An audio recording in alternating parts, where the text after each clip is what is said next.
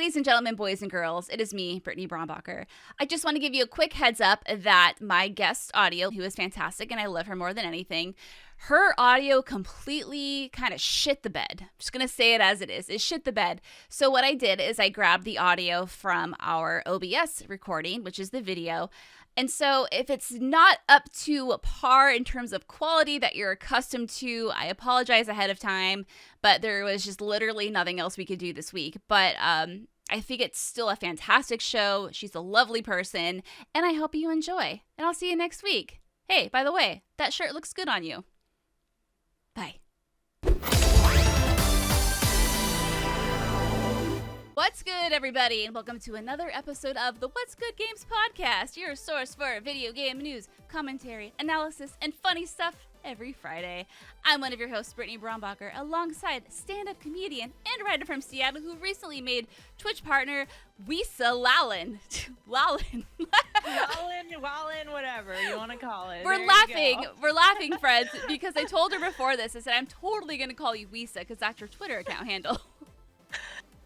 Yeah, it was actually really funny because when I tried to take Lisa Wallen, I was like, I'll just switch my initials around because some other Lisa took it, and now this is my name. My name's just Lisa. Like a 3-year-old is saying my name all the time. And that's how I feel whenever I say Lisa. I'm like, Lisa. But I'm so excited that we're doing this together because you and I met on Twitter, even though we live in the same state, and it's a shame that we haven't actually been able to meet up in person, but we met up on Twitter because you were playing Yakuza, and I just finished my entire Yakuza run, and I was like, oh my god, we must be friends. Oh my god, I streamed 8 games if you include Judgment, and everyone now is like, did you drop the series? I'm like, no, I need a break from Crime Men for like a little bit, but yes. Eventually, I will finish 7 and Lost Judgment. But yeah, I saw that you were like, oh my god, Majima. And I was like, oh my god, new friend. She lives here. And oh my god, it's COVID, so we can't meet up. But it's so messed up. And I'm just honestly so in awe of everything you do. Not only are you streaming all the time, you are a stand-up comedian, and you do comedy shows at least like once a week, I feel like. Yeah, I took a little hiatus to get the partnership on Twitch, which I just got. Yeah. And then I also stream, and I'm a writer for Evil Geniuses, which is the one esports team in Washington, which really lucked out for me. So I feel like, yes, I'm constantly like trying to be creative or on camera, and I just need to take a lot of naps. So it's like my life definitely 180'd with COVID because I didn't start streaming until obviously the pandemic because I was like, I can't do shows, and I love games and talking about anime, and then here we are. And here we are. Well, someday we'll make it happen. And we'll definitely be talking a lot more about you and Yakuza. When I told our audience that you were coming on, they sent nothing but literally Yakuza questions. Yakuza? Yakuzis? Okay, do you say Yakuza? I say Yakuza. Yakuza, and I say Yakuza. So, you know. I guess it doesn't really matter. I say a lot of, it's funny, I used to have an anime podcast, and like one of the reasons I was like so like self-conscious about it is because I'm like, I can't say Japanese names or words like how Japanese people say it. And then I'm like, I don't have to. So I'm just like, yeah, Yakuza. Yakuza. So I just like, or Kiryu and Kiryu. I'm like, no, it's Kiryu. Oh. You know, I emphasize so on the R. Yeah, I always feel awkward too when I say his name. And the thing is, I've been studying Japanese for a few years, but I still can't say it without feeling super self-conscious. Like I'm absolutely butchering it. Kiryu. Oh yeah, absolutely. When I was in Japan, they're like, if you don't know a word in Japanese, just say it like in a Japanese accent, but like say the English pronunciation. I was like, I feel like I'm mocking them when I do that, but I'm not. But it's like, that's how they understand. I was like, okay. And then the Japanese words, I would just butcher it like an English person would. So I was just switching it around. But yeah, I'm getting better. We'll get there together. Yeah, it'll be better. Someday we can get together in person, play Yakuza. And sing Baka Mitai. Oh my god, I can't wait. Oh, it's going to be so great. So I want to give a shout out though to our Patreon producers, Wisa, you see, because they are the ones that help keep the lights on in What's Good Games. And that is Chewy's Godson, Alex Rigopulos, David Iacolucci, Faris Attieh, Justin Foshee, Matthew Goderre, and Punkdefied. And welcome to the Patreon community, Lena Ceballos and Icarus171. And a huge thank you to our new podcast reviewers, Senior Lodenstein, Grayson M, Raspberry 10, Spider-Man 2726 SG, SCG-D, Slizmum, and Treeroy. Wow. Great names this week, ladies and gentlemen. Thank you so much for the podcast reviews. They help people find our new show. Not our new show. That was a really sexy tongue roll that you did. Oh, did you like that? Yeah. Thank you. I like that. I was Thank like, you. ooh, added some spice in there. Ooh, You know? yeah, I try. I try to like keep it a little spicy up in this They're podcast. paying good money for that. It's an extra tip for you to tongue roll people's names. Lisa Wallen. There you go, ladies and gentlemen. If you want to hear me roll R's in your name, just put a bunch of R's in your name for, leave us a podcast review, and I'll read it next week, and I'll roll the R, and it'll be great. And Lisa will think it's sexy, and everyone wins. You know what I mean? Yep. And today's show is brought to you by Hide It Mounts, but we'll tell you more about that later. Because holy shit, Lisa, people are blowing their loads over Elden Ring. The reviews are in. I have blowed so many loads already. Yes. I know, and I'm so excited you're here this week because we talked about it. I wish I had the patience and the determination to play these games. I know you just played Dark Souls 3, right? Yeah, but Bloodborne. I started with Bloodborne, Sekiro, Dark Souls, and then Dark Souls 3. So it's been like a bit of all of it, really. So glad you're here because then you can blow your load for all of us to see. Oh boy, we're going places, ladies and gentlemen. All right. So this game is out February 25th. So if you're listening to this on Friday, congratulations. You can go get your ring on in Elden Ring. So on Metacritic, PlayStation 5 currently has a 97, Xbox Series X has a 95, and PC has a 95, which makes it the 15th highest reviewed game of all time on Metacritic. Yeah, and it's just getting crazier. I just checked it like an hour ago, and it's like at 98. And it's at 98 now? Holy Oh my god. I love it. You love to see it. So Video Games Chronicle has this cute, you can call it cute if you want, a little write-up that I wanted to read. So they say the PS5 version of Elden Ring is listed as Metacritic's 15th highest reviewed game of all time. Only 24 titles have scores equal to or greater than the PS5 version of Elden Ring on Metacritic's all-time rankings, which are headed by The Legend of Zelda: Ocarina of Time. On OpenCritic, 44 publications that scored Elden Ring gave it full marks, while on Metacritic, 24 of 40 outlets that reviewed the PS5 version also awarded it the top score available. And a few quick blurbs from some outlets here. So IGN gave it a 10 out of 10 and said, like The Legend of Zelda Breath of the Wild before it, Elden Ring is one that we'll be looking back on as a game that moved a genre forward. Game Informer also gave it a 10 out of 10 and said, Elden Ring challenged me, captivated me, and enchanted me, an unyielding deluge of discovery and artistic vision unbound. Elden Ring represents a truly amazing combination of various game elements that all come together to create something fascinating, special, and unforgettable. Elden Ring isn't just the best game this year, it's one of the best games ever made. And then Eurogamer gave it a 5 out of 5, so these are all perfect scores. But what I like about this is that they also disclosed a few issues that the game had. Nothing huge, but they mention a lack of polish here and there on PS5. Texture pop-ins are frequent and pre-launch. We experienced a number of hard crashes to the console home screen. Gameplay-wise, not all new features are created equal. Mounted combat can sometimes feel more awkward than epic, as you and enemies circle around one another in wide sweeps, swiping at the air and connecting with nothing for what feels like an embarrassing number of passes.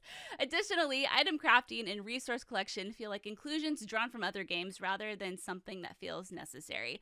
So I think that's important because we talked about Horizon Zero Dawn last week, and even though it had some issues like with bugs and texture pop-ins and whatnot, we still love it so much. And so just a fun little nod that a game can get a perfect score, but maybe it's not perfect from a technical perspective. Anywho, Lisa, I know you are so excited for this. So what do these reviews do for you? Well, when I think of any side of mounted combat, it just reminds me of Twilight Princess when you're just stupidly swinging the sword around with the Wii remote. So I feel like that's just I never liked mounted combat in any game I've ever played, but I also think it's funny because I love the Souls games because of the whole learn from death. And then finally, once you get that win, you're like, I'm relieved, but I want to cry because I never want to do this again. So when I see all these reviews oh my God, this game is so beautiful and magical and all this stuff, I'm like, I know you died 40 times before you wrote that down. You're just yes, such a great experience. But But that's just like the beauty of these games. I'm really excited because like I just love the open world aspect, and I know that every game is now Breath of the Wild. Like nope, there's never any open world game before that. And a lot of people are saying it negatively, but I'm like, I love that. I also don't care about the technical stuff. When I was streaming Bloodborne, everyone's like, oh, I wish they got like a frame rate update like DS3 did. And I'm like, I don't notice. I'm like so used to playing like Nintendo games, and I'm like, damn, ain't that the best comparison ever? Seriously. Right? Yeah. So it's like I don't really know. I mean, I kind of do, I guess, with like the camera, but like there's only a couple times in a Souls games where the frame rate like really sucked, and that was like the really crappy boss fights. But like besides that, it's like, you know, the only complaint I have is if it's not cross-platform for online. Like I'm like, I'm getting it for PS5, and everyone I know is getting it for PC. So it's just like, you know. Do you think you're gonna take advantage of the co-op stuff, or did you do that in the other games? I didn't until I like beat it. But I did it to like hang out with people. Like I had a friend do the Chalice dungeons with me in Bloodborne because they were so like boring. And then when my friends were playing DS3, like, you want to just hop into my game and hang out? I'm like, okay. And then we just like kill a boss together. But I'm very much like, I have to do this alone. Oh. Like I have to. I can't have people judge me for getting help. But I will spend 16 hours on one boss fight and refuse help. Everyone's like, it's fine. No one's going to judge you. I'm like, yes, they will. Like, okay. You judge yourself. You're laying awake at night, staring up at the ceiling, being like, I couldn't do it on my own. I'm a failure. I will regret playing this entire game if you help me. So, I know that you're like more like, I don't know how you're big on the Souls games. I know you're like mainly like Resident Evil and obviously Yakuza. Oh, yes. Are you really big into the Souls games too? I wish I was. And the only reason I'm not is because I don't like having to do shit over and over again. And I know with the Souls game, there's like the sense of adrenaline and rush, right? When you get it right, you learn the patterns and you finally like kill that boss. I guess it's unlike anything you've ever experienced before. But I just rage quit a little too easily, unfortunately. Yeah. But I am super interested in this one though. But I just know right now with Horizon and I'm still working on Pokemon. I just got another review title. I'm like, I don't even know when I'm gonna have time to play it. Yeah, that's the nature of video games. Everyone's like I'm playing so many older games, and that's like I never play games at launch ever. Like even unless it's a Zelda game, because that's obvious. That's my shit, you know. Oh, yeah. But like most of the time, I wait months. I haven't even played the new Pokemon, even though I want to. I wait until everyone's forgotten about it, and then I'm like, I'm into this now. So are you gonna play Elden Ring at launch, or are you still gonna let it sit? Yes. Oh, you are. Absolutely. You're like, absolutely. I actually might stream myself spending 4 hours building a character. So actually, I'm glad you said that, because Nova wrote in, and Nova says, have you decided on your Elden Ring build yet? If yes, what are you going with? I have. That's the only thing I've looked up. I've avoided like lore trailers. I just looked up the classes because okay, if there's one thing you should know about me is that I have a term on my stream for games that have really complicated like combat like builds, you know, magic, ridiculous menus. I call them the Cheesecake Factory menus of games, because when you go to Cheesecake Factory, there's so many things on there. That menu is huge. It's like the Bible, like Right? legit. Yeah. Like I remember playing God of War, and like I go to the menu, I'm like, what the hell is this? What does all this mean? And like I'm dealing with that right now with Final Fantasy, and like I'm just like, this is so exhausting. So with Souls games, like I was not interested in them because I'm like, builds sound awful. And so I just stick with the Dex build. I'm like, I just want to be fast, quick with my samurai sword, so I'm probably going to be a samurai. Like I don't care about pyromancy or magic or big old, you know, hammers or whatever. I'm like, God, just let me get a little stab in there, you know? Like I am very basic. Like people start like sending me like, oh, you got to have your stats like this and blah blah. I'm like, I ain't reading any of that. The min-maxing is not for you. Yeah, not for me either, actually. That's why I like Sekiro. I'm like, you get one weapon. Okay, great. Like there you go. You get a sword, and that's all I want is just a sword. So do you usually play like a face tank class if you can? Or do you like magic? Are you kind of like, meh? I am not a magic person. Okay, me neither. See, I like, Yeah. I just want to hit shit. I don't care. I just want to go in and smack some bitches. You know what I mean? Our barbaric like ancestry, I guess, like kind of kicks in when I'm just like, I just want to kill with the big weapons, you know. I don't need any magic, all that made up stuff, you know. I am exactly the same way. It's just too convoluted in most games for me. So like Final Fantasy is probably, I guess EarthBound too, I guess, with them like just being like basic magic. Great. I don't have to worry about, okay, sometimes in Final Fantasy, but just give me one move and go ooh with like a beam or something. There you go, is my magic. That's about as complicated as you want it. I get it. That's awesome. But hey, like, huge shout out to Elden Ring. I think this is fantastic. I mean, a lot of people have been hyped for this game forever, and it's here, and it's supposedly incredible. All of you will have to let me know how it is, because unfortunately I won't be going near it for a long time. So I'll get my vicarious thrill through you, Lisa. You just have to, if you mute Elden Ring on Twitter, you'll have the most blankest timeline, so you might as well just do it. That sounds really nice, actually. That's not a you bad go. idea. All right, let's move on to our next story, which is all about VR. So, PlayStation VR2, we now have a first look at the new headset, and this comes from IGN. So Sony has offered a first look at the PlayStation VR2 headset, which has been designed to match the look of the base PS5. Basically, it's very white with some black trim around it. You know what I mean? Looks like a big plastic headpiece, but I guess that's what all VR is. Anyway, so revealed on the PlayStation blog, Sony's Senior Vice President of Platform Experience, Hideki Nishino, explained that the look of PSVR 2 was inspired by the curved white and black look of the PS5 and its other peripherals, but the headset itself was designed to match the orb look of the previously revealed Sense VR controllers, which I have said look like hand thongs. Just saying, you put those in your hand, and your hands, they look mighty sexy in those, right? You know what I'm saying? Anywho.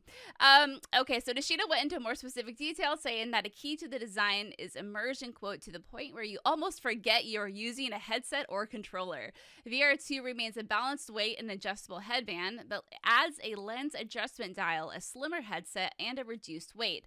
The headset will also include a vent to allow for airflow and to stop lens fogging. As previously announced, the headset will also include a motor to provide rumble feedback. The adjustable scope and headphone jack will remain in the same positions as on the original PSVR. So and then IGN also has this little breakdown of like pixels per eye, display, screen refresh rate, and obviously PSVR 2 is, no surprise, better than the PSVR. But are you into VR? Is this like a thing that gets your panties in a bundle, or are you just like, fuck VR? This makes me nauseous. Oh, no! Anytime, I can't even do like first person games most of the time, which sucks because I know I'm like missing out on so many shooters. Oh my god. Every time I play VR, I like forget I'm playing VR like 10 minutes through it, and I take off my helmet. I was like, oh, there's people around me, or it makes me nauseous. Like I can't do the eye movement. Like I saw like it has the eye tracking, which I guess might be a little easier for me, but I think in general I just cannot do like that sort of like motion graphic stuff. Oh, yeah. No, I get it. I love the idea of VR. I'm old. My eyes are ancient, apparently, so. I'm right there with you. I think how old are you? 32. Okay, see, I'm 33, so I'm ancient because I'm 1 year older. You're my senpai. I'm your senpai/elder. I'm like the old one around the campfire that everyone listens to. You're my Elder Ring. There you go. Can that be my new nickname, Elder Ring? Yeah, my Elder Ring. I'll be your Elder Ring, and you can be my Wisa. Oh, this is so cute. Yeah. I love the idea of VR, and if anyone's listened to the show, I've kicked this poor dead horse a cajillion times, but it's a little early still, and I like the idea. I want to someday be transported into Resident Evil. I want to punch zombies in the face, and then if they bite me, that's okay because it's a video game. I'll come back. I'll spawn, but I just want to be able to like run through Raccoon City in VR. I think that would just sounds terrifying. I know, right? But it sounds great. Just get really drunk beforehand. I do not know. Like you're like, I don't know. I can get into Souls games. I can't get into scary. Like Resident Evil 2 remake I was losing my shit on stream. I hated it. I was like, I played on easy and I still was terrible at it because I just can't deal with scares. But like having it in VR, I would 100% wear a diaper while doing that. Like I would shit my pants. Get your community to convince you to play Resident Evil 7 in VR. Yeah. They already want me to play 7 non-VR, and I'm like shaking thinking about it. I will eat the spiciest food. I'll get tattoos. I don't care. Like, but I will not play that game. I'm too scared. I'm a giant wuss, okay? Well, here's another compromise is once COVID no longer exists. That was my Once it's just normal. Once life goes back to normal, maybe we can do a stream where we play Resident Evil and I come to your place. And I hold my hand. I hold your hand, I change your diaper. I mean, I'll get the pan changed underneath you when you tinkle yourself, and it'll be great. You can just hover over me and tell me everything's okay. I will. I'll be your Elden Ring. I also live alone too. So after playing it, I was just like, maybe I should sleep with the lights on tonight, just to see what it's like, you know. Oh goodness. Oh man. But anywho, so cool for PSVR 2. I love that it's just one cord now. I have the original PSVR, and it's so complicated because it feels like there was a million cajillion cords that you would need to plug in, plug out. And so Andrea actually had a whole separate setup just for VR because it was too much of a hassle to keep unplugging the cords. But anyway, hopefully this will make it easier for people to get involved. Maybe as the technology advances, you can play it without throwing up, and life will be good. Without tinkling your pants? Without tinkling your pants. That's how we'll know VR has made it, ladies and gentlemen. So if you want to look at that graph and get into all the fancy pixels and screen refresh rates, IGN has a really nice chart where they compare it to the VR, the Oculus Quest 2, and the Valve Index. I forgot about the Valve Index.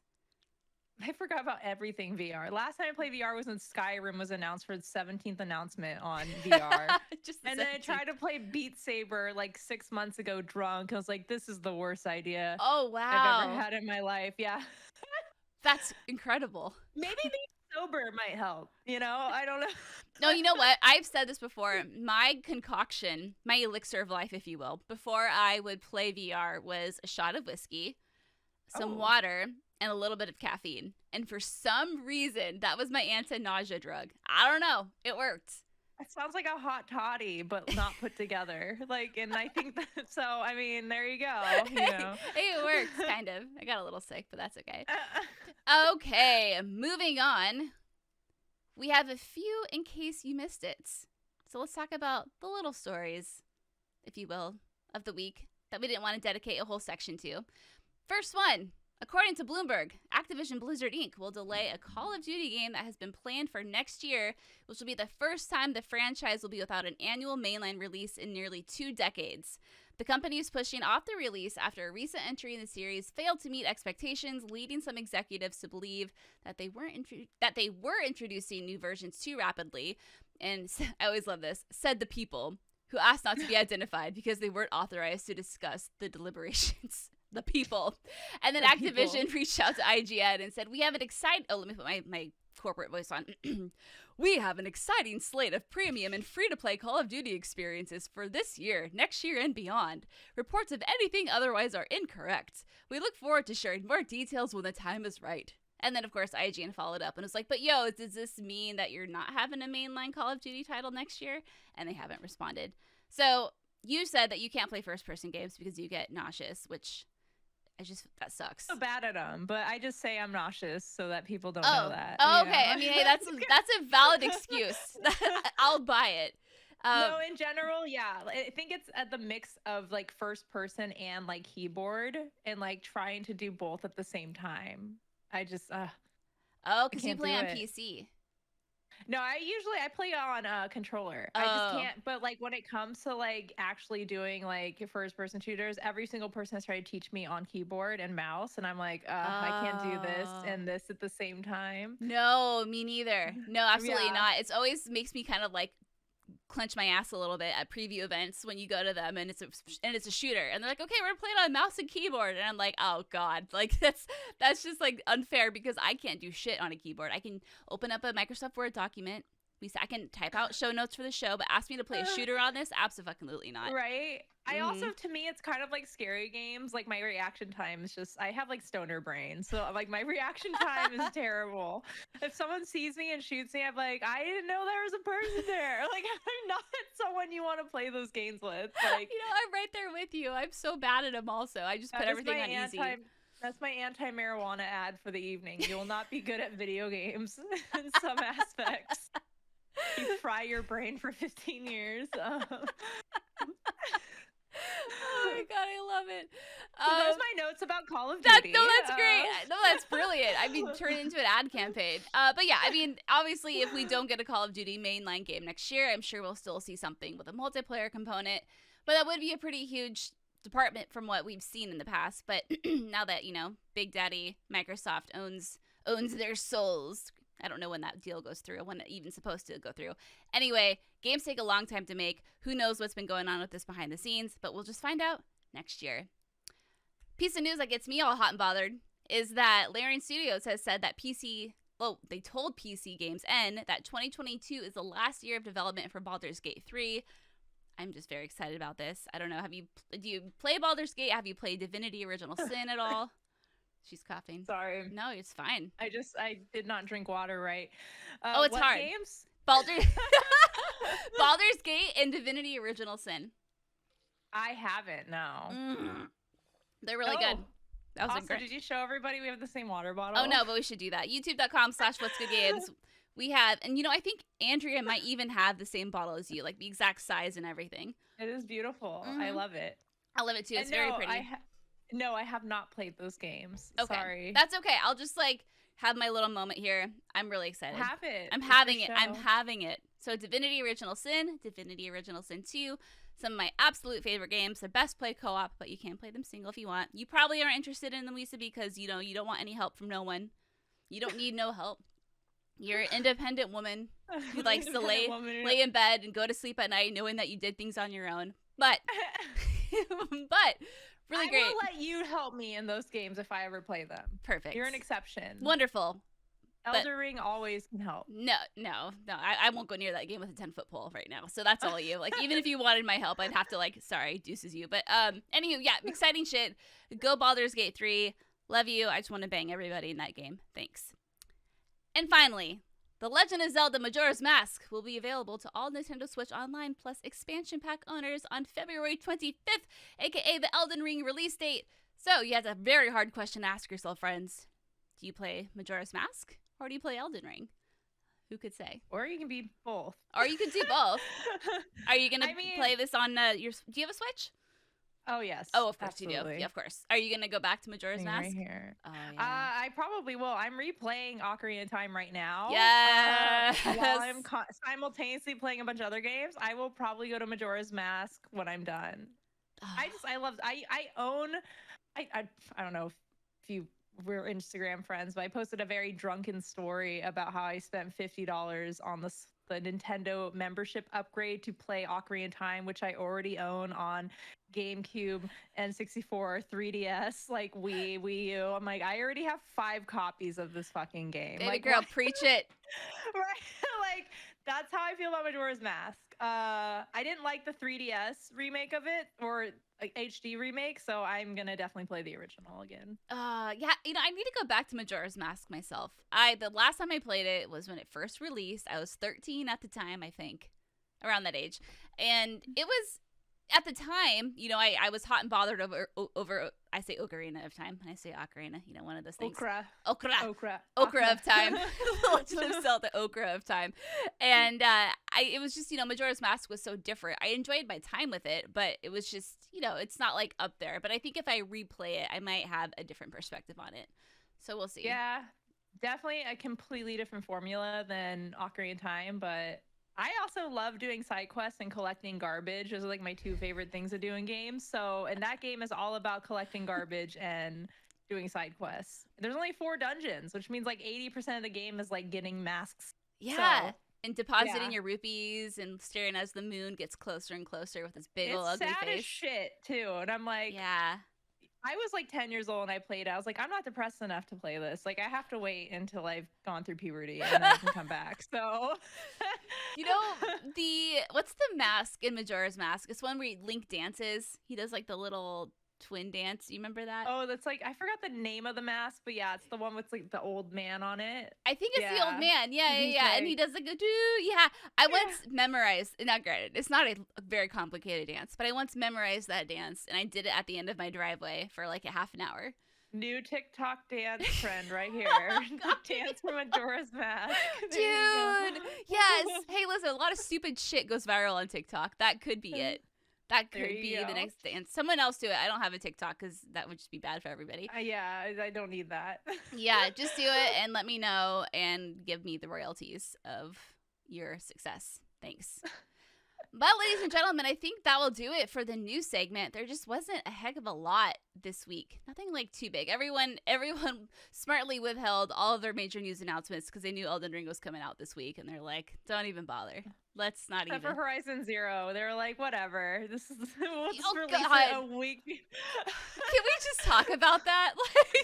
I was like, you guys have been. I mean, Horizon Zero Dawn is a fantastic game, but it was like, yes, like right before Breath of the Wild, and they released the sequel right before Elden Ring. I'm like, what is up with you guys? Whatever. You know what? Oh my God, I know. But it's still a very successful franchise. It's not like they're losing sales, but it's just very funny with the timing. It's funny how that worked out. It's kind of like, wow, who would have thought? Like 2017 all over again. Here we are, you know? Exactly. But yeah, Horizon, fantastic game. Absolutely play it. But yeah, other than that, though, pretty chill week. So I think we're going to wrap up this first segment. And when we come back, we're going to talk all about what we've been playing. And boy, oh boy, Lisa's been playing a lot of fun stuff. I'm probably just going to sit back and let her talk and just drool everywhere. We'll be right back. Yeah.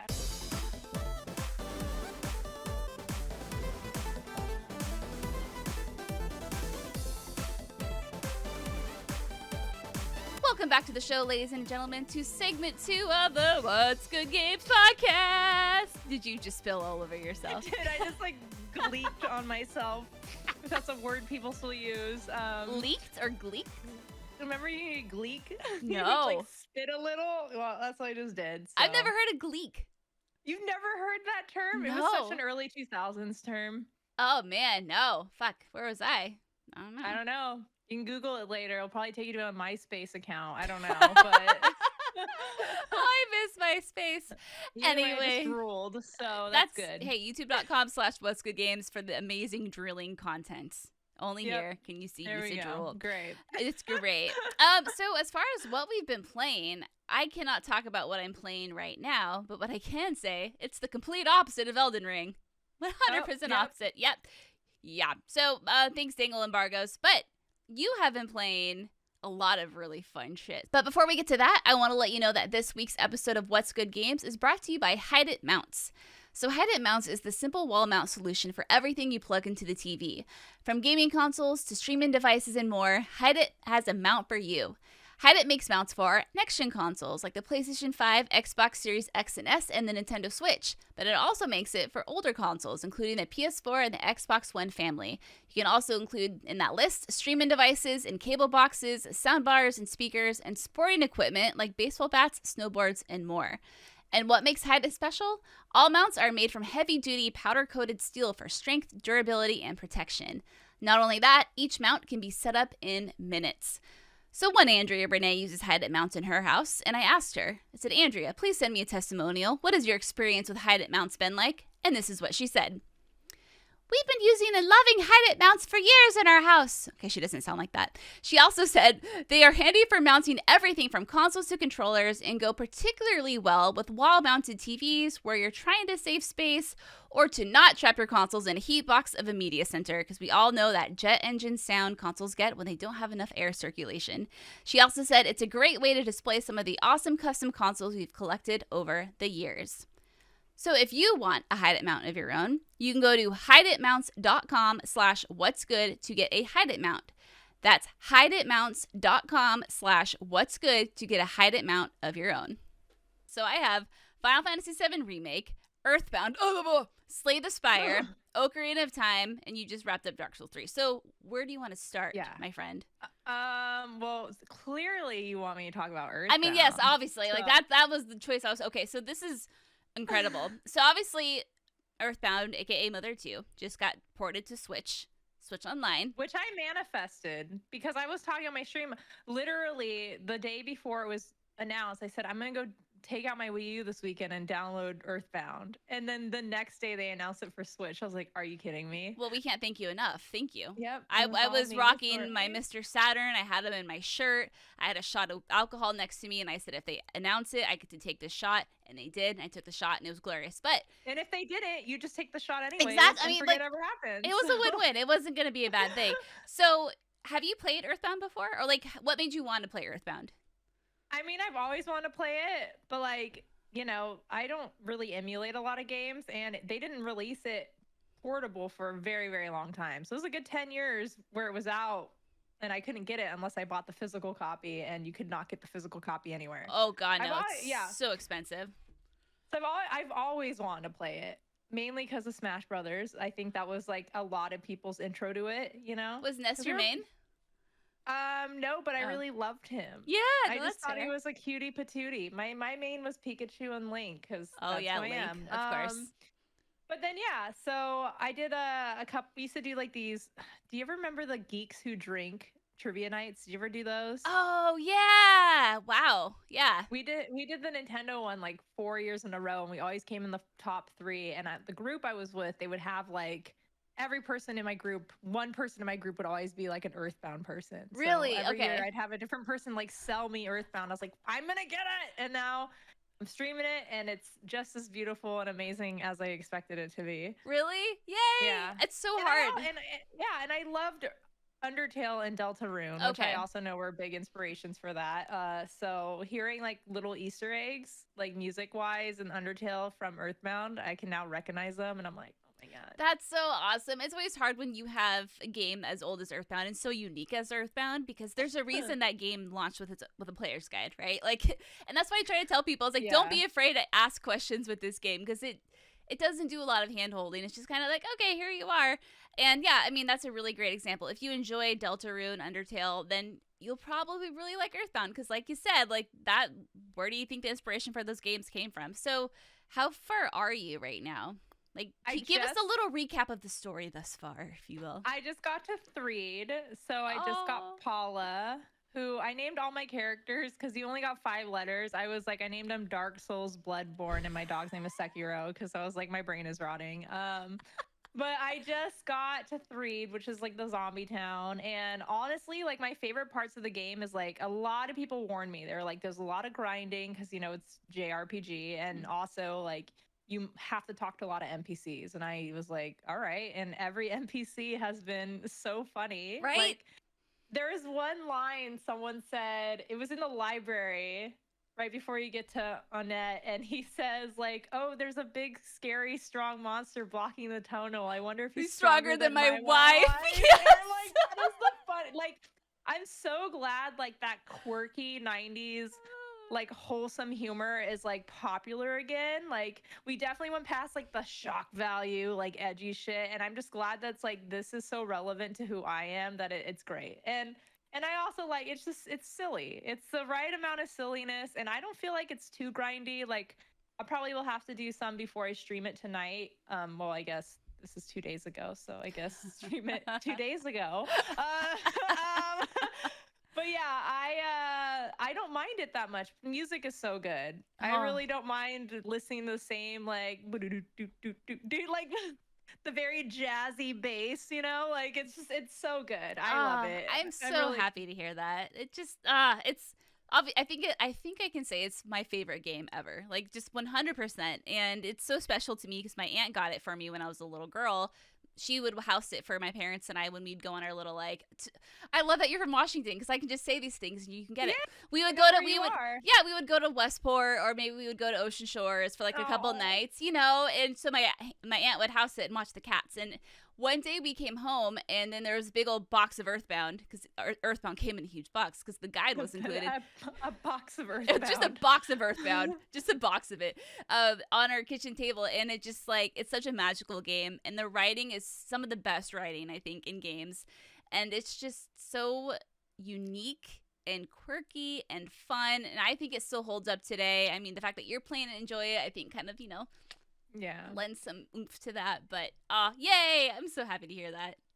Well, I also, you know, I grew up like I own every Nintendo console. Like I grew up playing those games. So a lot of people are like, "Oh, it's, a little outdated." I'm like, "Do you not know how old I am?" Like I am not like a 20-year-old trying to play older games. I am someone who grew up playing these janky old games. Like I love this shit. Like that's why I don't care about technical frame rates and all that shit. Like I thrive playing these goofy little 2D games. So no, it's really good. And I remember being spoiled about it a lot, just like being online and like Nintendo forums and stuff. I don't remember any of it. So I feel like Oh, I'm awesome. going into it pretty like not knowing a lot. That's So, awesome. yeah. No one spoil it on my stream, please. Everyone be real. be like we said and play it. Everyone do it. It's so good. Fun fact, Threed is the first time I ever ran into zombies in like my video game life. Oh my god. And they literally scared me. Because there are these little zombie dogs and their friends, and they have a little like chunk of their side taken out, and there's like a little rib cage showing, and it terrified me. Like, yeah, everything is scary. And I'm like, this game already is creepy, which I love. And now I'm like, oh, now it's a horror game. Now it's Resident Evil. You guys tricked me. This is just the first Resident Evil. Oh, yay. The first Resident Evil. But yes, please, everyone play EarthBound. It is just so good. I don't know if we'll ever see Mother 3 localized, but oh well, at least we have EarthBound. I will probably end up streaming it anyways. Like I might have to like do illegal things, but please do it. I really want to play it. Everyone's like, it's the best one. I'm like, all right, fine. And I heard Beginnings is really janky and they're like, if you really want to play it, save that for last. And so like, I feel like the community is really good. Yeah. With EarthBound. Like Souls have definitely had something. What? No, I have no idea what you mean. But no, I love stream. I'm streaming it twice a week. Like that's how much I love it right now. Makes me so happy. We're gonna have to talk about a few other games that you streamed, like Yakuza back in the day, pretty soon. Oh my god, we are absolutely gonna get into that. Anywho, okay, another game, and I'm cherry picking because this is just the best day ever. You're replaying Ocarina of Time, as well. Obviously. Yes. So why? Dumb question, but like, so why? It is funny because Ocarina of Time isn't even like my top 5 Zelda games. Really? Like it's not. Like mine would be like probably Twilight Princess, Link to the Past, the original Link's Awakening, Wind Waker, and then maybe Skyward Sword. Really? Skyward Sword mainly because of the story. The story made me fucking fair. Cry. Oh yeah. But like Ocarina of Time, I overplayed so much growing up. Like I probably beat it easily 15 times on every platform. I also haven't played it since I had a Wii U or a 3DS, and I was like, fuck it. I just started playing it because I was drunk one night, and I was like, wow, in 2 hours I got to the 3rd temple. Like I would just like speed run my way through it, and I'm like, god, this game still holds up too. Like the button mapping is awful for Switch, but it's still such a good game. It's like, god, this is such a good game. But that's why. It's just my comfort game. When I'm not streaming, I just put that on. It's totally my comfort game too, and I've been dabbling in it as well. It's absolutely one of my other all-time favorite games of forever. It's just so much fun, and I love that people get to play it now who maybe haven't. You know, those young children out there who are like, what's a Nintendo 64, Grandma? Well, back in our day, that was the hotness. When I was your age, we had to blow on the cartridges to get them to work. And remember the other thing you had to put in the N64 too? You had to use it for Donkey Kong 64. What was that? The expansion pack. That's right. Oh I man, still have mine. I do too. I can't get rid of it. I can't get rid of it. Memory card. Well, there's a lot of people too. Like Breath of the Wild really brought in like a new wave of Zelda fans. Like it was crazy. Like, I thought everyone played Zelda growing up. And now a lot of my friends that never played Zelda, that was their first one. And so now they get to experience this game. And so far, everyone's like, yeah, it's janky, but like I can see why this like revolutionized, adventure RPGs. I'm like, yeah. That makes me so happy to hear that, because that was my fear, is because the jank and again the bad mapping on the N64, and there are some other like silly issues. Dark Souls is more jankier than this is. Okay. Well, that's good to know. I don't feel as bad then. But yeah, like Ocarina of Time, my god, it's so good and it's so fun, and like you have to just kind of teleport yourself back to that mindset of like, what was the last console Zelda game I got before Ocarina of Time? Well, it was A Link to the Past. And so you take like that formula that had just existed on the NES and then the SNES, and then you translate it for a whole big old N64 open world. Like, it was just huge at the time. And I know, like, I'm sure nostalgia plays a factor, but it's just so fun. And I'm just I love that you're playing EarthBound and you're playing Ocarina of Time. And I just love that we have the same water bottle. And I rebeat Twilight Princess on stream last year and teared up. Like, I was like, because that's like my favorite game of all time, and I hadn't played it also in like probably 8 years. And I'm like, oh my god, why are Zelda games? It's the same fucking story every game. I'm like, I'm gonna cry anyways, you know. It's not like they're throwing a plot twist in there that you're not expecting. It's just, it still gets you. You brought up the Yakuza games earlier. It's funny because when I started streaming, like, I obviously, like, that was a big game that kind of got my channel, like, noticed, in quote. And I streamed 8 of them in the row, and then I went to the Souls games, and now everyone's like, oh, she's a Souls Yakuza person. I'm like, I'm actually a Zelda person, but nobody cares when I stream those games. They just want to watch me. They just want to watch my old crime men or me suffering. They just want me to either cry or die. That's it. That's all you people want from my stream is crying or death. Okay. Oh my god, that's so funny you mentioned. I wonder why though people don't care about the Zelda game. Is it because too many people play Zelda? Is Zelda just like not? Yeah, I think it's like the there's a lot more of a niche community. I mean, you know, Yakuza's got a very niche community. And even though the games are big, like not a lot of people like go and play all of them. They really just stick with 0. And then they're like, okay, like now I'm playing Judgment or I'm playing Yakuza 7. But I was like, I want to play all of them. Yeah. I like this. This is a good game, you know? And the same thing with Souls. Like, Souls are a huge game, like, community, but like only if big Souls fans want to watch people play it still on stream. So I think it's just like kind of that. Like, Zelda doesn't really have the same kind of aspects that those games have that make people want to watch streamers do it. Like, people love to watch people cry at Yakuza games. Oh, or yeah. Majima's entrance in 0 or the ending to 6. Yeah, right? Like, I just saw your face like, oh. And then Souls games, people want to see how people beat boss fights and watch them suffer. But, like, with Zelda games, I don't think there's a lot of, like, impactful things that make people want to watch streamers, which is totally justified. Fair. Yeah, know? That's a really good point. I never thought of it that way. You're right. It's mostly just about, well, if you're playing Ocarina, rolling around the field and collecting cuckoos and turning into that lady who keeps losing her cuckoos. Why? I don't know. Why does she own them? She's allergic. Why the fuck would you own chickens if you're allergic to them? I've never. Oh, I get hives. Well, I don't know. Maybe get like hamsters or something. You know? Right. It's like she just loves her chicks. I guess. There's not a lot of reaction-worthy points of like games like that. I think people just stick to reviews. You know? Yeah. Plus, they didn't get another wave of popularity until Breath of the Wild. Like, Yakuza just recently got another wave of popularity, and same thing with Souls games. So. Thanks, Game Pass. Appreciate you. Yeah. What else? Let's see. Okay, Final Fantasy VII Remake. That's another great one. It is, and you might hate me for this, but I never played the original. I don't hate you for that. I didn't play the original myself until just maybe like God. Like 5 years ago, 6 years. Now, if we were talking about Final Fantasy IX, then I might have to hate you a little bit.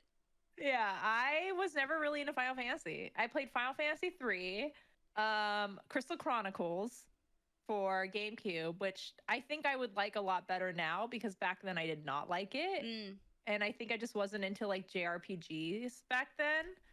And so yeah, I count this as my introduction to Final Fantasy, and I've had so many people being like, how can you play this and not the original? I'm like, I actually want to play the Crocs. I want to play the original now that I'm playing 7, but now I don't want to get spoiled on story stuff, so I'm just gonna wait until all the remakes are done, and everyone's like, oh, how can you do that? And I'm like, there's no rules. So they literally remade this game, and guess what it did? Brought in a new wave of people to play it. Oh my god, no big deal, you know. There's no law on how to play a game, people. Stop getting upset over stupid trivial shit like that. Yeah. But you know what's interesting though? Has anyone presented the argument that Final Fantasy VII Remake it looks like it's going in a different direction story-wise than the original one? So you could, if you wanted to, play the original, and who knows if you would get spoiled or not. Because for me, what's really fascinating is having played the first Final Fantasy VII, like I said, like 5 or 6 years ago. it's fascinating to watch the little pivots in the story and like where things are going to go a little different. So I mean, obviously, like I'm probably gonna end up replaying it right when I'm done with this, honestly. Okay, yeah. Because it's like, I mean, Final Fantasy VII won't take me 50 hours to beat. Like the something like in the remake, I'm like, Jesus, this seems like a very long game. But like, oh yeah, a lot of this wasn't added into the game. Yeah, and I was like, oh. Yeah, it's true. So the first like 5 hours, I think, of the original Final Fantasy VII encompasses the entirety of Final Fantasy VII Remake. That's ridiculous. 3 to 5 hours or so. Yeah, depending on like how quickly you want to go. Yeah, exactly. That's just it, right? And so all of this other stuff and like some of those big story moments is pretty fascinating what they're doing with that shit. I do really love the women in this game. I'll say that. Oh yeah, they did such a great job.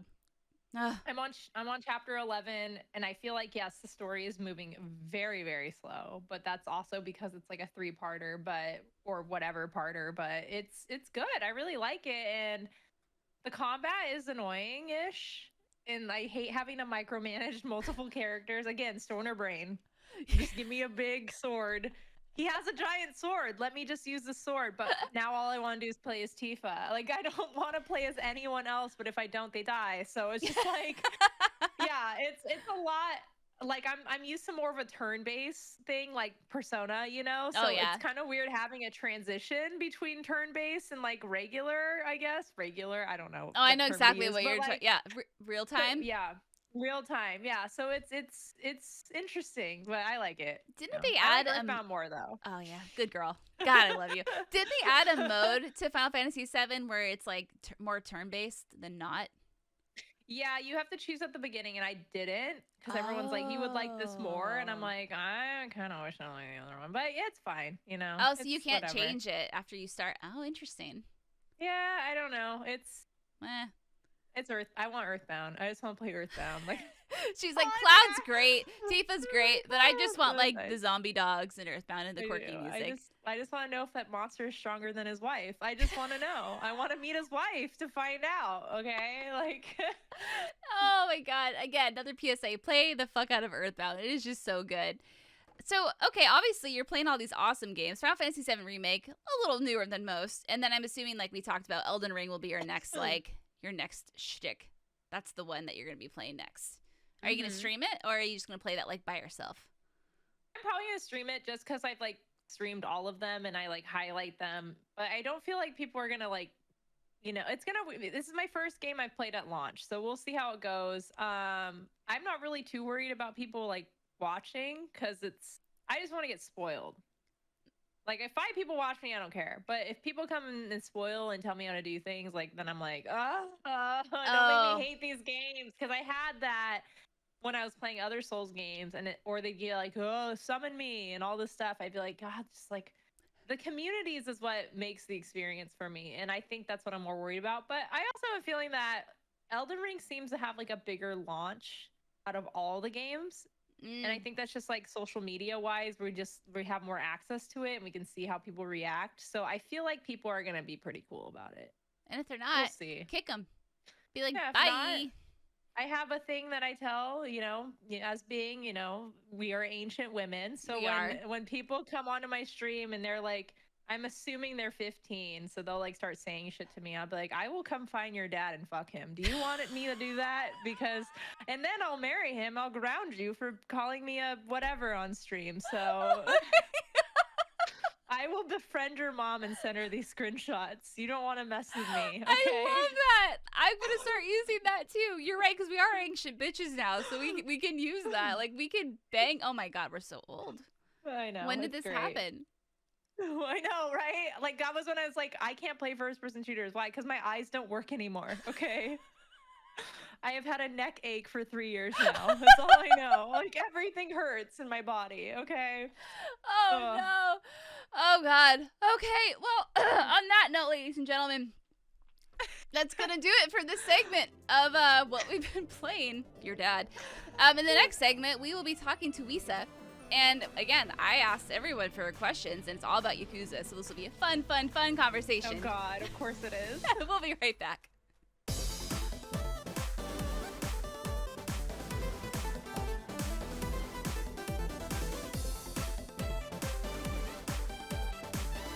Welcome back, ladies and gentlemen, to the third segment of the What's Good Games podcast. This is when we talk about our lovely guest, Lisa, as I've been calling her. And I know we have a ton of Yakuza questions, or Yakuza questions, if you will. I can't, not leave out her pronunciation. Yakuza. But, before we get to that, I want to talk a little about you and who you are and all the amazing things you do. So we touched on this at the top of the show. You and I, again, first met again around, May of last year, I think it was. E-met? I love that. I wish I could say, met, IRL met, but, E-met, I guess. E-friends. We're E-friends for now. Well, E-friends. And like I said, we'll talk about Yakuza for sure. But enough about, that. You do a lot of shit. Like I said, you are an ambassador for Evil Geniuses. You stream multiple times a week. You're a stand-up comedian, a writer. What... I love it. I get such a vicarious thrill out of people kicking ass because, now that I have a 9-month-old, I kind of get to look through the glass and smush my face against it and be like, I remember those days, making all of the content. So what's out of everything you do, is there one thing that you do that you enjoy the most? Streaming. Really? I love that. It's really odd because I've been doing comedy for almost 8 years. Off and on. I don't say exactly. I took a year off. I've taken months off, because it's not Washington's great, but it's not a good place for comedy. Yeah. There's not a big club. Yeah. Very competitive, small community here, but I'm really into anime and video games. Those are my thrills. So it's really hard to come up with material on that. And streaming has been a way for me to open up my mind creatively and have jokes about the games I'm playing and goof around. And I am very much more open with my life. It's not going on stage and doing a 20-minute set that's pre-written. It's I'm live for 4 hours. People are asking me questions, have brought up material that ask me questions about what school I went to. And then here's a story I came up with in my head that I totally forgot about. So, that's fun. Yeah. And I think when I started streaming at the beginning of, I guess, COVID, I also started selling myself more as a professional writer in comedy. And I got a bunch of gigs. I did script writing for Crunchyroll Anime Awards. I did some trivia writing for a couple Twitch and YouTube channels. I work for a Seattle-based YouTube channel, which we just released a board game of scenarios. Oh my God. So I love doing that shit because it's all related to my writing's all about my passions, which is we need a game question that has to do with anime and video games. I'm that's me. So, and then I got my job at EG, and now I'm going to be doing content writing for esports and our creative team. So yeah, it's a lot, but so cool. My job is very good at making sure I don't get burnt out. They count streaming as my other job. They count comedy. I don't do much comedy now because I'm focusing more on streaming, but yeah, they're very flexible. Hey, whatever you do creatively is your job. So if you take a morning off because you stream that night and you want the energy, it's great. I really lucked out and I'm very grateful for it. So yeah. I love that. I have the biggest grin on my face right now because you're just absolutely crushing it. I didn't know you were writing and doing script writing and stuff. Woman, get this shit everywhere. I want to know what you're doing. How do I find out what you've done? Do you have an online portfolio? How do I stalk you? I should. Yeah, you should. I literally updated my link. I'm so bad at marketing myself. It's terrible. I did 8 years of comedy. I have 3 videos recorded. I've just always been good at not trying to be pushy. If I'm hey, does anyone have a spot available this weekend? You should book me. I've been kind of lucky to just have that. And I also didn't realize I wasn't really passionate about comedy until I started streaming. I was streaming is my bigger passion. I put more effort into it. I get more excited about it. Even though it's a lot more work and it's a lot more strenuous and time consuming, it's yeah. So my goals for this year is to start promoting myself more. My job's going to help me release a YouTube channel and get my website and stuff together. But yeah, I keep all my work in folders, and eventually I'll be like, this is all this dumb shit I've done. Oh, You know, yeah. so. No, absolutely. You have to, or I'll do it for you. I don't care. I'll come to your house and I'll just like take pictures. For now, I just strive on like my stupid tweets and hope people follow me. That's literally like the millennials marketing strategy. That's kind of I tweeted my thirst for Akiyama. Please follow me. Like that's kind of where I'm at now as far as marketing goes. Hire me. That's how all millennials market ourselves, isn't it? Though, like I said, they just put us on Twitter. So you also though have a Monday show, right? I do. It's bi-weekly, which I'll have a show this Monday if anyone wants to watch. It's on Evil Genius's Twitch channel. It's called Lisa's Leia. Ooh. Where I just have like a creator on there, and I interview and talk with them for an hour, and then we play a game together. And I just recently got the green light to have non-EG creators, so would love to have you on there sometime. Yes, it'd be wonderful. And we absolutely. Could play a game. Yeah, and so that is like one of my big jobs is like having that show be consistent every couple weeks. So if you really want to help your girl out, you should watch that and follow EG, but follow me first. Then them. But yeah. So yep, streaming is my big thing now. I still do a lot of freelance writing. I still do comedy shows, but this is probably my main focus. So before we move on, can you just drop all of your handles right now while we're talking about him? Because I want to make sure I don't forget. Literally, Lisa Wallen, WISALALLEN on Twitch, Twitter, and Instagram. Probably will get a TikTok one day. I also have a YouTube channel under that name, but all you'll find is stand-up clips from 2014. You'll find one anime bit I had in like 7 years ago. It's like there's nothing on that channel, but you can follow it knowing that eventually there'll be things on there. So, but yeah. WISALLEN. Perfect. And the other thing I want to touch on, because I didn't realize how much you loved anime, but you were showing me your hand during our break, and you have some human tattooed on your. Okay, tell us the story. What's going on there? I have some human tattooed on. I have a human man tattooed on my hand. I feel like most of my community came from anime, so I used to have an anime podcast called Kawaii 50. Oh my god! I've been. I love it. Millennials get it. I'm like, it's such a pun, but like, if you're over the age of 50, you'll get the pun, and no slight Japanese. Anime is like on my biggest, I think, passion. Like and so a lot of my community came from there, and I fell in love with this character Reagan from Mob Psycho 100. He's not even a good character. I just think he's hot and wanted to kiss him every day. My left arm, my right arm is all Zelda, but my right arm is gonna be my anime sleeve, and so people only care about the Reagan tattoo. They're just like, oh my god, has that Reagan on your hand? I'm like, yes, and so I'll have him for the rest of my life. Yep, we're gonna grow old together. It's gonna be great. Eventually you're gonna get wrinkles. He'll get wrinkles. Oh no. Oh yeah. Eventually I'll get the Akiyama tattooed on my neck. I don't know. Maybe oh my god. I fucking love it. Okay, so I hate asking this question because I hate it when people ask me the question. But what is your favorite anime ever? Do you have one? Favorite anime ever? Ooh, I have 4. Oh, you have 4. Okay, that's perfect. I have 4 because it's hard. It's yeah, Hunter, I get it. Hunter? Yeah. Okay. I have Killua, one of the characters on my arm. That's why I smile and nod. Okay. Yeah. Gintama, which if you've been on my streams, it's all Gintama, everything. That's the one I talk about the most. My third favorite is Run with the Wind, which is a very like emotional comfort anime. It's my Ocarina of Time anime. Ooh. And then my fourth one is Mob Psycho 100, which is where this the man on your hand comes from. The man on your hand. The man on my hand. I know. I need to watch more anime. I haven't watched a lot. I like everyone's gonna be good on it. Dragon Ball Z, of course. I grew up watching that. I get it. Watched a little bit of Cowboy Bebop, Outlaw Star. What else was like? Okay, but those are all like good classic anime. And that's when I was really watching it. When I'd come home and Adult Swim and Beyond. And you remember back in our day, Lisa, when you'd have to put you could record TV shows by putting like a blank VHS VHS tape in your VCR. Oh, yeah.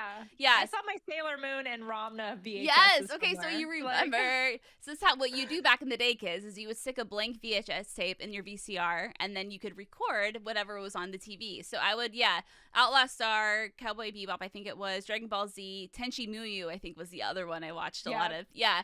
And that was just like the shit. You just come home from school and you watch it. And it was just or you meet someone in the parking lot of Friend Meyer and get like a crappy Spanish dub of Cardcaptor Sakura for $45. You know, is that a true story? No, but there times where it's like we bought like, well, this was way past the VHSs, but like I remember when I went through like my second anime phase. I don't know. It's just always came and go. I remember I like went on Craigslist and like bought Sailor Moon DVDs from like some guy, and I was like, oh my god, I feel like I'm doing a drug deal. But like, you kids these days and your streaming services, like you guys got it so easy, you know. Oh yeah, with your Crunchyrolls that you've apparently written with your Funimations and your Crunchyrolls. Oh man, God. What else have I watched? I've done a lot of Fairy Tail. I liked Fairy Tail. Oh wow. I did a lot of Fruits Basket. I did that one. Did you watch the newest one? Or no, I wanted to though. Is it good? It's good. I like it. Okay. I mean, it's still like, it's funny rewatching anime from like the 90s because there's so many tropes and writing problems that you didn't realize until you got older. Like, wait a minute, she's a minor. Like, you know what I mean? Like, things like, aren't they siblings? You know, stuff like that. Yeah. You just kind of brushed over when you were young. You're like, whatever, it's fine. Yeah. It's not really fine. Right, it's good, yeah. What else Inuyasha. That was the other one that I watched a lot of. I never got into Inuyasha. Mine was like Sailor Moon, Cardcaptor Sakura, Ramna, Naruto. Ooh. Which is getting another wave of rewatches from everyone in the anime community. And I was like, I'm due for one as well. And then I took a really long break because like I just either lost interest or it was just really hard to watch it when you didn't have a good computer. So I started getting back into it in like probably 2011, and then I've been hooked since. So there you go. Well, I feel like I'm one of those adults who I'm trying to like find common ground. And I'm like, oh yeah, I watched a little Dragon Ball Z back in my day. But anyway, I would love, I know you probably have enough, well, you do have enough on your plate, that if you ever did like an anime podcast, again, I would 100% listen to it. I would love to. I actually miss it, but yeah, I think I would have to like wait until I have a schedule consistency. Because I loved my podcast. It was good, but it was a lot of work. It's a lot of work. You know, yeah, it is a lot of work, like writing like script and all this stuff. Yeah. It's a lot. Like it's like a job. Crazy. It is a job. Right? It's a full-on job with taxes you have to pay and government regulation. It's a whole job, ladies and gentlemen. But okay, let's just get to like what I'm the most excited about. Let's talk about fucking Yakuza. Because I don't get to gush about this series at all on this show. I love my co-host to death, but she kind of gets that glossy look whenever I start talking about this topic. So you and your animated crime men. I love them. All of my husbands, youtube.com/games. I got like 18 Kiryus and one Majima on my boob. One random like his like eye patch. Oh, look at this like Kiryu face. Like what's going on right here? I don't understand it. Anyway. ASAP one. So I asked everyone, send me questions for our lovely guests this week. And, well, okay, we got lots of Yakuza questions. So the first one, we're just going to go down Yakuza Power Hour, ladies and gentlemen. Let's go. From Gabe Hewitt, what's Lisa's favorite quest line from the Yakuza series? Quest line? Like a side quest? Sure. Let's go with the side quest. Yeah. Because I'm like, that feels like that could be two different things. Right. I think all the side quests in Zeroes and Kiwami was super good, but my favorite one from Kiwami 2 was the voice acting one. Oh, yeah. I also am one of the few people that actually loved doing Majima construction. Oh, I loved it. I'm trying to think if I loved it. That was forever. The tower building one? Oh, no. It was okay. I didn't mind it. Yeah. Okay, so you loved it because I got the DLC and downloaded all the. I was like, build your own himbo team. What? Yes, I will have 4 Akiyamas on one team. I will take this. I also really loved in Yakuza 5 too. I loved doing all the different side quests for each characters, but I honestly loved doing the idle shit. Me too, actually. And Now, people, yes. yeah. Ugh. But as far as like people would always like be like, really, you actually like doing like the things that people did not like, I ended up liking, like the tower building stuff and that, and I was like, I don't know, I think it's fun. I think everyone, Yeah. when they think of their favorite side thing, it's usually the hostess club, right? Like those are just so. I love that personally. Okay, but like building like the women and like doing the makeovers and shit. Oh, that I music that plays in the background. Mm.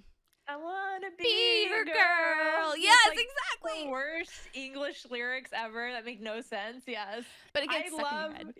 I love the Hostess Club, but I loved it in Zero the most. Even though like it got better, like mechanics wise, it had the best music in Zero, and you had the best girls. Absolutely. So, and I love talking to them as Majima and kind of like, you know, taking them on dates. Taking them on dates. I think my favorite quest, and I know I wasn't included in this question, Gabe, but I'm going to answer it anyway. And I had to look it up. The Order of Munan Chophept Onast. I fucked that up, but it's the Shuri PP. Shoot a PP. Yes, where he does the shoot a PP. Yes, it's so like it is just so fucking funny to me, and some of the one-liners Majima has in it. He's like, "What the hell is a moon nacho?" He just says like funny shit, and that's my husband, so of course like I gotta like roll with him. But I'm with you. I also love the dominatrix one. I mean that one's classic as well. So I really wish park. The kids are watching. Yeah, and I really wish they would have like done like I feels like they put a lot of effort in the side stories in Zero, and it feels like a few of them, yes, and like Kiwami 2 and stuff were, but I feel like it didn't really do as good in Yakuza 6. I think it's because Yakuza 6 overall just had like a way more serious tone. Yeah. I agree with that. Yeah, I kind of wish they did bring back the disco. Oh. I love the disco. That would have been okay, so I'm trying to think. Do we talk about spoilers in this? Well, shit, probably not, because I know a lot of people are playing it right now. But anyway, we'll have spoilers. Disco dies. Disco dies. So... Disco is dead. It is 6 feet under. It's never to be found again. But we'll have to, maybe one of these days, you and I could just do like a Yakuza spin-off episode where we just like break down everything. I would love that too. I also didn't get a gush about this stuff because like all my like people I hang out with like outside, besides my Twitch community, most of my in real life friends are not even in animes or video games. Isn't like it funny how that works? Very fun. It's like I very much hang out with like people I grew up in my hometown. Like I'm such a homebody person. It's gross. Me too. Like, yeah, see, that's what happens when you live here. You're like, it's the best state. Why would I go anywhere else? I know. So. I thankfully have the best. Yeah, I have the luxury of doing the show with Andrea and Steimer, who just recently moved, and like there's like my video game industry friends and my actual real life friends. But other than that, I just yeah, like I'm a homebody. I'm such a homebody. Like I don't got time to make new friends. Let's be real. Well, also like we were talking earlier, like most people played the Yakuza games, like they played Zero. Maybe to Kiwami 2, and then they kind of just didn't do the old ones because, yeah, they're hilariously outdated in some ways. And also, I feel like you have to really be into the characters to want to go through all those. And, and I did not like 4. Oh, yeah, no. Yeah. I just erase it from my head. But, like, the build up to, like, the end of 6 for me was, like, such a great journey. Mm-hmm. Yeah, you could tell by Yakuza 4 that you could tell the team was starting to burn out, that they probably wanted to start trying something else because they threw in all these weird ass like mechanics, and you're like, that's an interesting rubber bullets. Yeah, okay, sure, make it work. But anywho, not to spoil, sorry. Yeah, no, that's not. No one will know. Javid Mather said, Soulborn. Okay, this is kind of a Souls and Yakuza question, so it's perfect for you. Soulborn has become its own subgenre by now, and many games are even referred to as Souls-like. We're seeing Final Fantasy dip its crystals. I see what you did there. Dip its crystals into this with a forthcoming Stranger of Paradise. Was an existing property or franchise you could see pulling off a solid Souls-like spin-off. What would be one you'd be excited for? Weirdly enough, I could see Yakuza pulling this off with melee-centric combat that bears some Souls influence melded with its brawler combat, but make parts of the city far more dungeon-like and exploration-oriented. You mean kind of like Yakuza 7 did? Oh. Yeah. Kind of, right? Yeah. I mean, they kind of went with the whole I mean, they didn't really do a Souls aspect. I think Yakuza 7 was kind of an experiment because it's like we've had the same formula. Yeah. For literally every game. So we're going to have to switch it up. I halfway through 7 and I started playing Dark Souls and was like, and everyone on my stream was like, okay, you're dropping this game. I'm like, I'm not. It's just, this game is so much different than the other Yakuzas that I can't just like put it on the back burner. I have to like be fully immersed into it, which is why I'm coming back. Like how they switched it up to JRPG. And like, dude, this is Final Fantasy with homeless people. It's great. If they did a Souls-like, I would be very curious to see how a Souls boss would be in like Yakuza. Are they gonna have a guy with like 10 guns? Like, what is gonna happen? His second phase, he like takes off his outfit and he's got knives all over him. Like, how are they gonna, they gotta have some magic elements. Like, there's gonna have to be like another judgment thing where they take a medication and like something happens to their body. But I don't know. I'm also probably like you, where it's like, if it's Yakuza, I'll play it. I may not play Dead Souls though, because I've heard it's pretty janky, and I would just watch it for the cutscenes, honestly. That's all you have to do. I also hopped into Dead Souls. I booted up my PS3, ordered a copy online, and I started playing it. And again, I got to Majima's story, because of course that's as far as I got. I think it's like the end of his, and then I burned out on it. It was like fine, but the cutscenes are like the most important part, and there's just some hilarious shit in there that you're looking at, and you're like, why is that character in a dress? And it's not Majima. What's going on with that? Oh, it's hilarious. So like for those moments, I think it's definitely worth revisiting, but it's kind of hard to go to Dead Souls, especially after you've just kind of finished. Wasn't that Daigo? Yeah. Yeah. Okay. Because I was trying to find that cutscene. I thought it was in like Kiwami or something. I found I was in Dead Souls. I was like, fuck. Damn it. I need to see him in a dress. It's so good. I think though, going to your question, Javin, I think Zelda could actually pull off something Souls-like. If like they really wanted to get the combat super like nitty-gritty, I think it would piss a lot of people off. Let's be real. Yeah. It would piss a lot of people off. That was one thing about Breath of the Wild I was a little disappointed in, because I think Skyward Sword really did a good job on like making the boss fights. Like Twilight Princess I still think did the best, but like Skyward Sword, I think it was at the Kalatos battle where I was like, you know what, this is some crazy shit. There's like a phase in this, like what is going on, you know?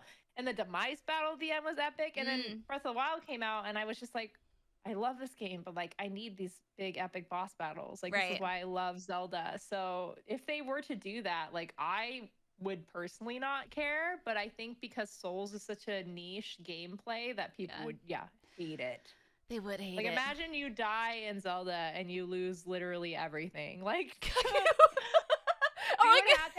right? Like you just lose everything. Your money, everything. Oh, go back to Dodongo's cavern, get your bomb bag. Like, get the fuck out of here. Like, let's go. Oh, God. Yeah. Can you imagine? Oh, no. That would not go well. Like, I love that Soul style. Like, Hollow Knight's one of my favorite games of all time. And, like, the way they implemented that kind of gameplay to me was, like, really good. Because it's, like, there is a risk, but there's also a huge reward with it. And, yeah, I don't know. Yeah. It's a hard question because it's like I like each type of game for their own mechanics and their own gameplay. So to have them mixed, it's hard. It is I hope that answers your question. Yeah. If not, Javin, sorry. No, it was great. We have one, and I don't have your name because I'm an awful human, but I'll grab it here in a sec. For Lisa and Britt, if there was one side character in the Yakuza series you'd like to see a spin-off game centered on, not Majima, who would it be? Does Judgment count? Sure. Homura. Oh, yeah. I mean, Akiyama would be great, even though he technically is a protagonist in the game. But I don't think there's so much you already know about him and his backstory already, where I don't feel like there would be like very enriching storyline to go with it. But like Homura, I was like, who is this disgruntled old man? I agree. That's a really good one. That's a really good choice. I'm totally into that one. Yeah, because he is just one of those characters that you're just kind of drawn to and you feel intimidated by. And I feel like the last time I felt intimidated by an antagonist was in Yakuza 0 with like the whole trio. Yes. Or trio, yeah. Yeah, Kuze. Yeah. That was it. If they did a spin-off games of like how those characters like before they were like the time skip to where they are old now, I would like to see that, like how they got into this crime world of sexy old men, you know? Sexy old men. Yes, there you go. And that question came from Nova, and so there you are. And I was actually thinking about this too. I'm like, well, I think there's a few interesting characters. So because the starting point is Yakuza 0. I always thought something with Kazuma, Shintaro Kazuma, would be kind of interesting. Kiryu's daddy or father figure. Or the very, very beginning. Like, wasn't that kind of the samurai version of it? Very beginning samurai version of it. What was the samurai one with the Yakuza Ishin? Oh! And, like, is this supposed to be like an intro to the entire series? Or Oh, is I this got like you. I got you. I was an like, isekai of samurai prime men. I had this image in my head of Kazuma as a samurai, and I was like, I don't remember that. Was that like in a flashback? And I was confused. Also, real quick, naming a character Kazuma and then Kazuma so confusing. pissed me off for so fucking long. Oh. I was like, Jesus Christ, really? You couldn't give him any other letter? I know, for a hot minute, I was so confused when I first started playing. I'm like, okay, because, anyway, Kazuma, because he calls him Kazuma. It's the whole thing, ladies and gentlemen, and it will make your brain boil. But the other character I thought that was really interesting, that could be kind of fun, and we kind of already got a glimpse, but like maybe a 4 to 5 hour, it doesn't have to be a long game, but into Nishiki, and what happened to him when Kiryu was locked up for those 10 years, you know what I mean? Like, and how he went to his spiral. Yeah, how he like slicked his hair back with blood. He's like, this is the perfect hair gel. And he's like, and it's like, oh my God. And he clearly got an eyebrow lift. Just like, he's like, you're back. Hello. It's like, how did his eyes get so pointy? His eyebrows got so pointy, so evil, menacing looking. But yeah, like I think that would be kind of interesting because the game uses Kiwami rather. Sorry. They kind of explain like what happened, but I wasn't 100% convinced. This is set into madness. I need more of it. I want to know like what exactly like caused that to happen. And then especially when you've played Yakuza 0 and you see that bond that they had, and it's just man, how did that happen? But I thought that would be an interesting one. They did obviously do a better job than the original, but I'm like, they could have done better. But it could have been because it was more of a rushed product. I don't know, because I wasn't playing it during the time it came out. But yeah, I just felt like they could have explored him a lot more than they did. Yeah. But I'll explore him. I don't care. And I do mean that the way you think I mean that. Let's go. Yeah. Last question comes from Mr. Yasman. Ask Lisa who her favorite husbando is in Yakuza. I think we know this one already, but lay it on us. Akiyama.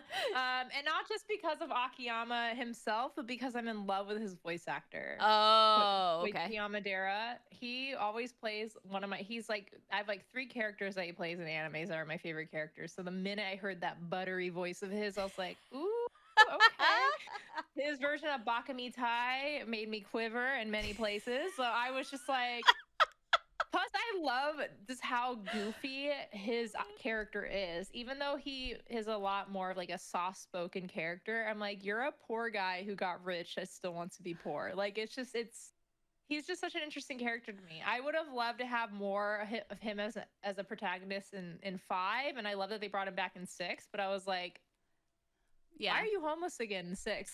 Like what happened to you? Like I love him, and obviously he's like uncomfortably beautiful. So it's just like, but if I had to choose like a second protagonist that isn't Kiryu, I guess I would probably have to, and I count Judgment as like a Yakuza game. Sure, that's fair. I know people know, but I would definitely say Kaito. Really? I love Kaito. I love him too, but there's something about him that I think he's a great character, and I think he's a great guy, but I don't know. I guess I like the crazies. Because I think of Majima. Well, but that was the thing too about him, is that he was ex-Yakuza, and it would have been really cool if I haven't played Lost Judgment yet, so I don't know if they do this, but I would have really loved more coverage of when he was in the Yakuza before he became like a detective. Because I was like, I really liked him because he also has kind of like that Sajima type of like personality, So, but yeah, Akiyama. I just love Akiyama. I just want Akiyama all the time. I just want more of him. Well, at least we won't be fighting over husbandos because you can have him. No. Majima's definitely far up there too, though. I will say, but they did say not Majima. So, and that is very much your man. Yep. So, stay away from my man, please. I still have my Majima cosplay. I should bust it out every once in a while. Oh my god, yes, please. Yeah. I want that so bad. That would be amazing. Oh my god. I'm just so excited for when COVID's over. We can just hang out. I know. We can wear our bombers. Sick, like insert coins. Yes. To bombers. Yeah, I got the Majima and the Kiryu one. Oh my god. Well, Lisa, I love calling you Lisa. It's just like a thing now. Call me Lisa. I love it. I have been this whole episode. I can't stop now. It's just this boulder is rolling downhill.